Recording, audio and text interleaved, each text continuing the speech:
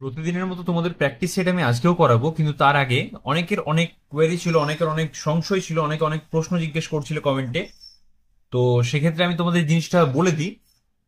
এখানে স্পষ্টতই লেখা আছে, সবাই বলছিল যে স্যার আমাদেরকে 80 টাকা করে চাইছে ফর্ম ফিল আপের জন্য, এবং 80 টাকার বাইরে বলছে একটা বাইরে থেকে বই কিনতে হবে। তো সেই যে একটা তোমাদের সংশয় ছিল মনের মধ্যে, এটা একদম দূর করার জন্য আমি এই ভিডিওটা বানাচ্ছি। আর এরপরে মানে এই কথাগুলো বলছি, আর এরপরে আমরা যেরকম প্র্যাকটিস করি সেরকম প্র্যাকটিস করব প্রতিদিনের মতো, যাতে তোমাদের মেধা অন্বেষণ পরীক্ষা ভালো হয়। তো বিষয়টা কি, দেখো এখানে স্পষ্টতই লেখা আছে, নাম নথিভুক্তকরণ 100 রুপিস, 100 বা 100 টাকা, মডেল প্রশ্নের বই সহ। ভালো করে দেখে নাও, মডেল প্রশ্নের বই সহ টাকা অনুদান হিসেবে নিজ নিজ বিদ্যালয়ে নাম নথিভুক্ত করতে পারবে। অর্থাৎ তোমাদেরকে একটা বই দেওয়া হবে, সাথে তোমাদের ফর্ম ফিল আপ হবে, পুরোটা মিলে 100 টাকা। 80 টাকা ফর্ম ফিল আপ নয়, বা বাইরে থেকে কোনো একটা বই কিনতে হবে এরকম কোনো ব্যাপার নেই। ঠিক আছে, এই হচ্ছে টোটাল বিষয়। আর এই ডেটটা বাড়ানো হয়েছে, 31 তারিখ যেটা বলা হয়েছিল, এটা 16 তারিখ করা হয়েছে, 16/8 করা হয়েছে। ঠিক আছে। আর মেধা তালিকা ও পুরস্কার ফর্ম, এটা এটা তোমাদের কোনো অপ্রয়োজনীয় বিষয়। আচ্ছা, এবার দেখো, যেরকম প্রতি বছর হয় সেরকমই, যে সাধারণ জ্ঞান থাকবে 25 আর 1 নম্বর, অর্থাৎ 25, মানে প্রতিটি প্রশ্ন থাকবে 1 নাম্বার করে, প্রতিটি প্রশ্ন 1 নাম্বার করে থাকবে। আর ক্লাস টু ক্লাস টু এর ক্ষেত্রে কি হবে, ক্লাস টু এর ক্ষেত্রে হবে যে বাংলা ইংরাজি গণিত, বাংলা ইংরাজি গণিত সবগুলি থেকে 25 নাম্বার করে থাকবে, মানে বাংলা 25, গণিত 25, ইংরাজি 25, আর সাধারণ জ্ঞান 25। সেটা হচ্ছে শুধু অনলি ফর ক্লাস টু। আর 3, 4, 5 এর জন্য কি হচ্ছে, 3, 4, 5 এর জন্য হবে বাংলা ইংরেজি গণিত আর পরিবেশ, চারটে থেকে চারটে থেকে কি হবে, 20 নাম্বার করে, আর 20 নাম্বারের জিকে বা সাধারণ জ্ঞান। বুঝতে পেরেছো আশা করি। এটা হচ্ছে তোমাদের পুরো এক্সামের ফরম্যাট। আচ্ছা, আর একটা কি জিনিস, নিখিল বঙ্গ প্রাথমিক শিক্ষক সমিতি থেকে এটা প্রকাশ করা হয়েছে, তাই এখানে কোনো জালি ব্যাপার নেই। যদি তোমাকে কেউ অন্য মানে উল্টো পাল্টা কিছু বোঝায়, তাহলে তোমরা একদম বুঝবে না। কোনো স্যার বা কোনো ম্যাম যদি তোমাদেরকে স্কুলে কিছু বলে, আমি খবর পেয়েছি এটা, সেজন্য আমি বিশেষত এই ভিডিওটা আরো বানাচ্ছি, নইলে আমি এটা আমার ছাত্রছাত্রীদের আমি মুখেই বলে দিয়েছিলাম, বাট তোমাদের জন্য আমি এটা বানাচ্ছি যাতে তোমাদের কেউ ঠকাতে না পারে। কারণ শুধু 80 টাকা আর বাইরে 100 টাকা বই এরকম কোনো ব্যাপার না, 1 টাকারও অনেকটা দাম আছে। আর তার থেকেও বড় বিষয় হচ্ছে শিক্ষা। একজন শিক্ষক মহাশয় বা শিক্ষিকা মহাশয়া যদি কোনো একটা বিষয় নিয়ে স্টুডেন্টদের মিথ্যে বলে, এবং সেখানে টাকাটা পাশের দোকানের একটা বই বিক্রি করার জন্য সেই লোকটার সাথে একটা তাদের ভালো কমিউনিকেশন থাকার জন্য সেখান থেকে কোনো মানে কাট মানি টাইপের কিছু একটা বিষয় হয়, তো সেই জিনিসগুলোর দিকে একদম যাবে না। যদি কিছু বলে, এই যে পেজটা আছে এই পেজটা দেখাবে, যদি তোমাদের কাছে নেই পেজটা, তাহলে এই ভিডিওটা স্ক্রিনশট করে রাখো। ঠিক আছে, চলো আমরা অঙ্কের প্র্যাকটিসে আসি। আচ্ছা, তাহলে প্রথম আমাদের সেট 25 অব্দি হয়ে গিয়েছিল, সেট 26 করব আজকে আমরা। সেট 26, বাইরে বৃষ্টি পড়ছে প্রচন্ড, তাই যদি বৃষ্টির আওয়াজ পাচ্ছ তাহলে একটু সেই আওয়াজটাকে অ্যাভয়েড করো। আর সেজন্য আমি ক্ষমা প্রার্থী, কারণ এই আওয়াজটা তো আমার আটকানো আমার হাতে নেই, মানে জানলা দরজা দেওয়ার পরেও এই আওয়াজটা আসছে। ঠিক আছে, চলো আমরা করব সেট 26। সেট 26। আচ্ছা, প্রথম প্রশ্ন কি বলছে, প্রথম প্রশ্ন বলছে এক ব্যক্তি 5 ঘন্টা হেঁটে এক ব্যক্তি 5 ঘন্টা হেঁটে 18 কিলোমিটার পথ যেতে পারেন, 3.1 ঘন্টায় তিনি কত কিলোমিটার পথ যেতে পারবেন। দেখো, এটা হচ্ছে ঐকিক নিয়মের অঙ্ক, এগুলোকে বলা হয় ঐকিক নিয়মের অঙ্ক। একক শব্দ থেকে এটাও তোমাদের পরীক্ষায় আসতে পারে, যে আহ, এটা অন্যভাবে বলে দিচ্ছি, দেখে নাও। ঐকিক, ঐকিক শব্দটি কোথা থেকে এসেছে, এটা হবে কোথা থেকে এসেছে বা আগত। ঠিক আছে, কোথা থেকে এসেছে, এটা তোমরা অ্যান্সার করবে যে একক, একক শব্দ থেকে ঐকিক শব্দটি এসেছে। ঠিক আছে, অ্যান্সার হবে একক। আচ্ছা, চল আমরা পাঠ্য বিষয়ের মূল বিষয় আসি। এক ব্যক্তি 5 ঘন্টা হেঁটে 18 কিলোমিটার যেতে পারে। তাহলে ব্যক্তি 5 ঘন্টায় যায়, এক ব্যক্তি 5 ঘন্টায় যায়, আমরা একদম শর্টে করব, ঠিক আছে, কারণ আমাদেরকে এমসিকিউ থাকবে তো। তো সেই জন্য 5 ঘন্টায় যায় 18 কিমি। তাহলে 1 ঘন্টায় যায় 18/5 কিমি। আচ্ছা, তাহলে কত বলেছে? 3.1 ঘন্টায় যায় 18/5 গুণিত 3.1 হয়েছে। এটা আমরা কি করব? এটা ভাগ করব, এটাকে আমাদের কাটাকুটি করতে হবে। তাহলে কাটাকুটি করলে কি হবে? এটা কাটাকুটি করলে হবে 5 দিয়ে 3.1 কাটলে হবে 5, 3.1। তাহলে ভাগ তো করা যায় না, তাহলে প্রথমেই দশমিক। ঠিক আছে, তাহলে 5 6 30, 1 নামলো, এখানে হবে 0.এর জন্য 5 2 10, তাহলে 0.62। এটাকে 0.62 দিয়ে গুণ করলে কত হবে? 0.62 গুণিত 18। এটাও করে নিই আমরা। 0.62 18 দিয়ে গুণ করছি, 8 2 16 6। এটা সরাসরি করা যেত, বাট যাই হোক করে ফেলেছি যখন। 8 2 16 6, হাতে আছে 1, 8 6 48, 49, এটা তো 62। আচ্ছা, 6 1 1 11, 11.16 হচ্ছে আমাদের উত্তর। এত কিলোমিটার পথ তিনি যেতে পারবেন। ঠিক আছে, পরীক্ষায় যখনই দেখবে যে এই ধরনের অঙ্ক একটা মিলছে না, বা এই দশমিকের ভাগ আছে, দশমিকের গুণ আছে, কি করব? তো সেই সিচুয়েশন যাতে না আসে, সেই জন্য তোমাদের এই গণিত প্র্যাকটিস। ঠিক আছে, চলো।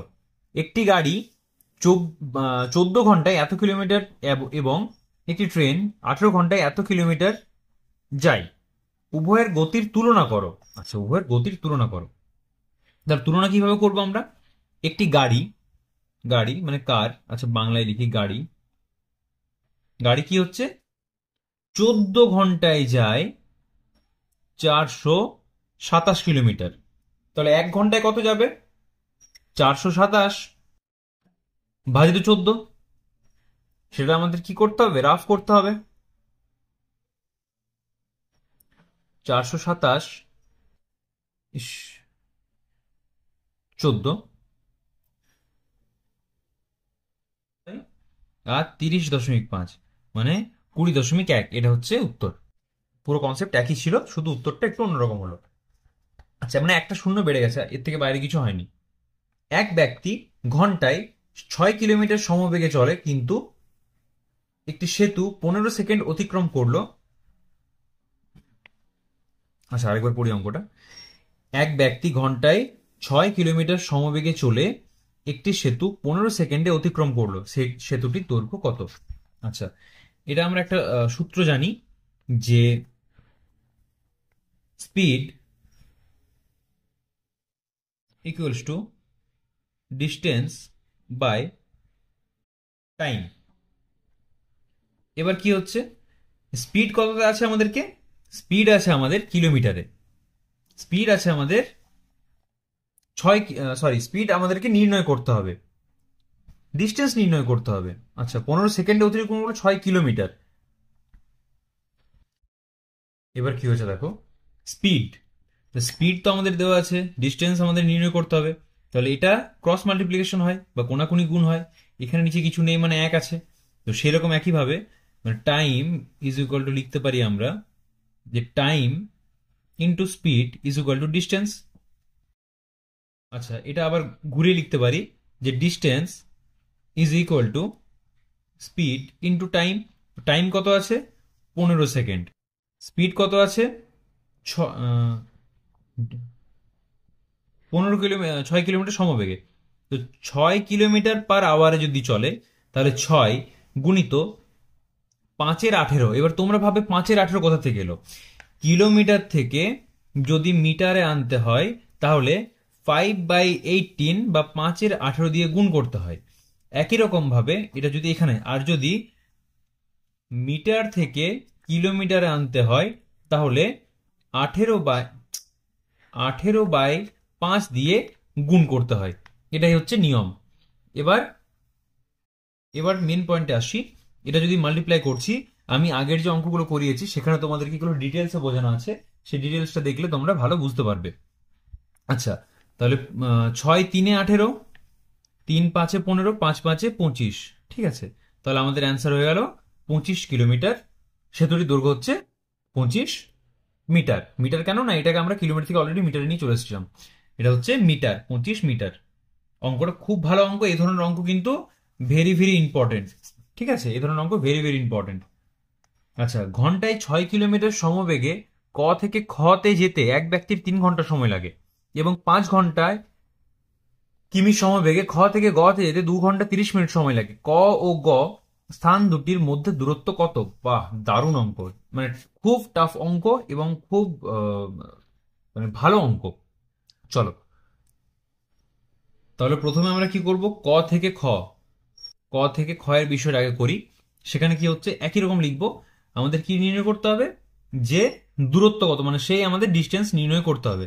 তাহলে ডি ইজ ইকুয়াল টু আমরা কি পেয়েছি, এস ইন্টু টি। এস কত আছে, কত সময় লাগে, 3 ঘন্টা সময় লাগে। তাহলে 3 ঘন্টা গুণিত, সরি, এস মানে স্পিড ছিল, স্পিড কত, 6 কিলোমিটার।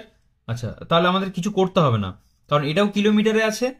আর যদি তোমাদের কিলোমিটারে থাকে, মানে মিটার ওয়ার্ডটা কোথাও না থাকে, তাহলে আমাদের কোথাও 5/18 দিয়ে গুণ করতে হচ্ছে না। আই রিপিট, জিনিসটা ভালোভাবে বোঝো। যদি থাকে যে স্পিড 3 কিলোমিটার প্রতি ঘন্টা, 3 কিলোমিটার প্রতি ঘন্টায়, এরম যদি থাকে, আর নিচে দেওয়া থাকে সময় লাগে, যে টাইম লাগছে 15 সেকেন্ড, 15 সেকেন্ড, ঠিক আছে, তখন তোমাদেরকে এটাকে মিটার পার সেকেন্ডে নিয়ে আসতে হবে। তখন তোমাকে এটাকে মিটার পার সেকেন্ডে নিয়ে আসতে হবে, ঠিক আছে। যেহেতু 3 কিলোমিটার আছে, সেটাকে মিটার পার সেকেন্ডে নিয়ে আসতে হবে। আচ্ছা, এখানে তো আমার দুটোই কিলোমিটার আর আওয়ার দেওয়া আছে, ঘন্টা দেওয়া আছে, তাহলে আমাদেরকে কিচ্ছু করতে হবে না। আমাদের কি করব, আমরা 3 গুণিত টি কত দেওয়া আছে, 3 তো টি দেওয়া আছে, আর এস কত দেওয়া আছে, এস দেওয়া আছে ঘন্টায় 6 কিলোমিটার। তাহলে এটা 300 হয়ে গেল 18। আরটা কি হচ্ছে, খ থেকে গতে যেতে আমাদের কত লাগছে, একই রকম ভাবে দেওয়া আছে, D is equal to S into T. তো ডি সমান আমরা কত পাচ্ছি, ডি সমান আমরা পাচ্ছি 5 কিলোমিটার সমবেগে।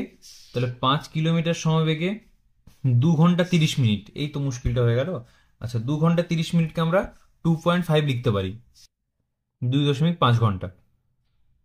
হ্যাঁ, তাহলে আমাদের আর প্রয়োজন হবে না। 5-5-25-5, 25-5-125, মানে 12.5 হচ্ছে, ঠিক আছে।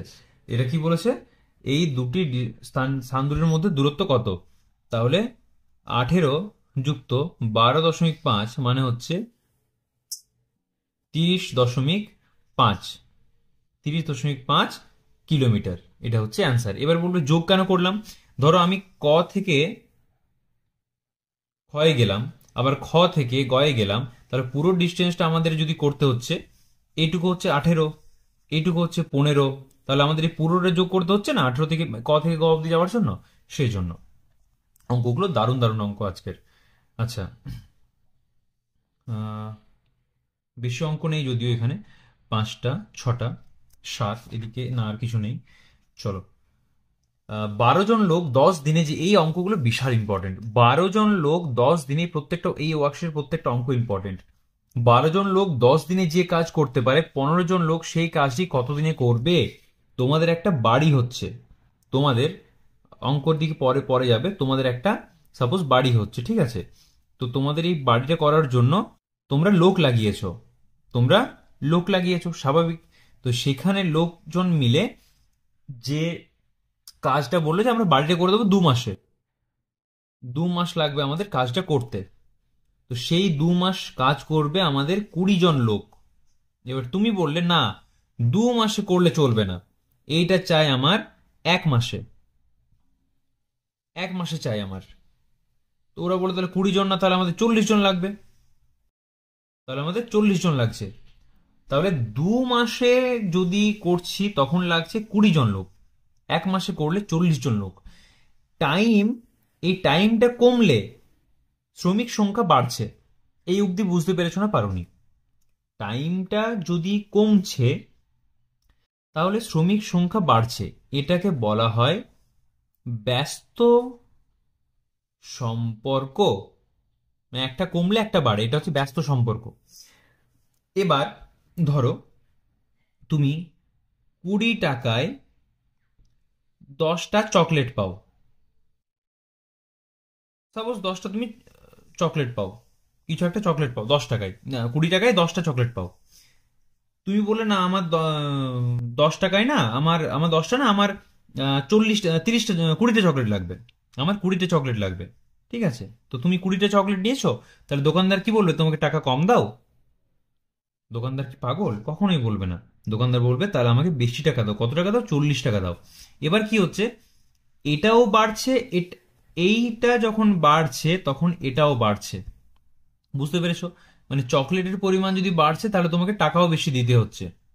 ঠিক আছে, তো সেরকম কিন্তু এখানে কি হচ্ছিল, যে মাস যদি কমে যাচ্ছে তাহলে লোক সংখ্যা বেড়ে যাচ্ছে, এটা হচ্ছে ব্যস্ত সম্পর্ক।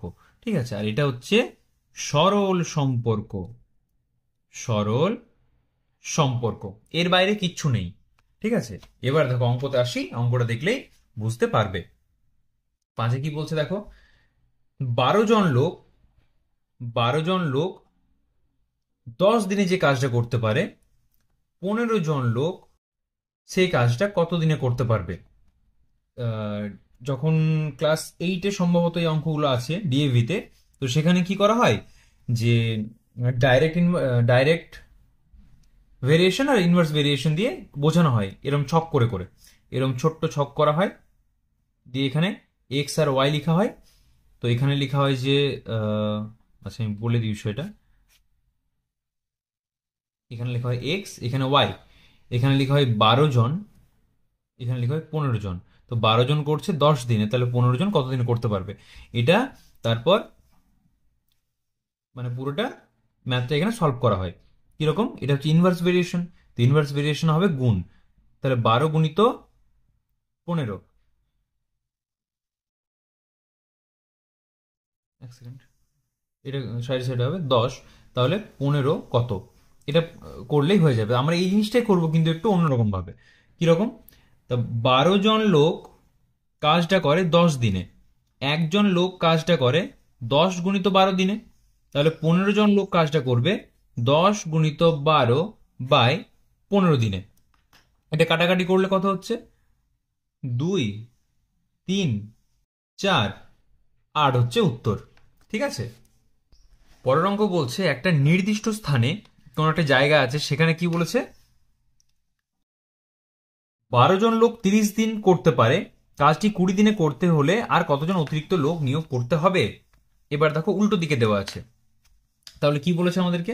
আমাদেরকে বলেছে যে 6 নম্বরের অঙ্ক, 12 জন লোক, 12 জন লোক 30 দিনে করতে পারে, মানে 30 দিনে করতে পারে 12 জন লোক, তাহলে 20 দিনে করতে হলে কতজনকে লাগবে? তাহলে 30 জন, 30 দিনে হয় 12 জনে, একদিনে হবে 12 গুণিত 30 জনে, তাহলে 20 দিনে হবে 20 জনে হবে 12 গুণিত 30/20, 0, 0, 6, 18 উত্তর।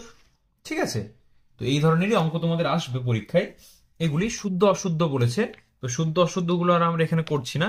তোমরা যদি কেউ চাও তাহলে এটা স্ক্রিনশট নিয়ে নাও, এবং আর ভিডিও দেখার সময় কোয়ালিটি অবশ্যই বাড়িয়ে দেখবে, কারণ অন্যান্য ভিডিওতে যদি বেশি বেশি রেজলিউশন হয় সেক্ষেত্রে টানতে পারে তোমাদের খুব বেশি নেট, কিন্তু এই পড়াশোনার ভিডিওর ক্ষেত্রে স্মার্ট বোর্ডে নয়, এরকম খাতায় বইয়ে যখন যে অঙ্কগুলো করানো হয় বা এখানে খাতায় বই যদি কিছু বোঝানো হয় সেক্ষেত্রে তোমাদের বেশি নেট টানবে না, তোমাদের কোনো রকম চিন্তা নেই, বেশি নেট খরচ হবে না। রেজলিউশন সবসময় বাড়িয়ে দেখবে, তোমাদের চোখের পক্ষে ভালো আর বুঝতেও সুবিধা। আচ্ছা, তাহলে তোমরা এই শুদ্ধ অশুদ্ধ যেগুলো আছে সেগুলো তোমরা বাড়িতে করবে, এগুলো করতে পারো তোমাদের নিজেদের জন্য। আর বাকি যে অঙ্কগুলো করালাম, এই 6টা অঙ্ক কিন্তু বিশাল ইম্পর্টেন্ট।